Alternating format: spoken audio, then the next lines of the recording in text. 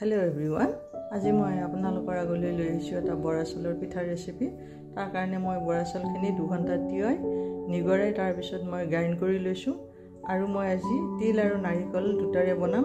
তাৰ কাৰণে মই তিলখিনি ভাজি লৈ গুড় দি পগাই এটা মিশ্ৰণ বনাই লৈছোঁ আৰু এয়া নাৰিকলখিনি ভাজি লৈছোঁ। আহকচোন আমি বৰা চাউলৰ ৰেচিপিটোৰ মাজলৈ যাওঁ।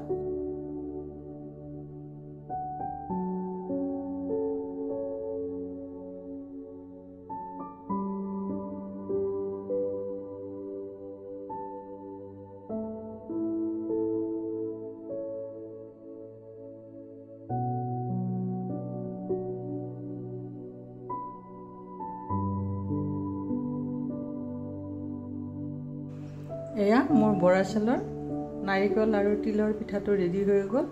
আপোনালোকৰ আগলৈ আগবঢ়াই দিলোঁ। ভাল লাগিলে লাইক, শ্বেয়াৰ, কমেণ্ট আৰু লগতে ছাবস্ক্ৰাইব কৰিব নাপাহৰিব। Thank U.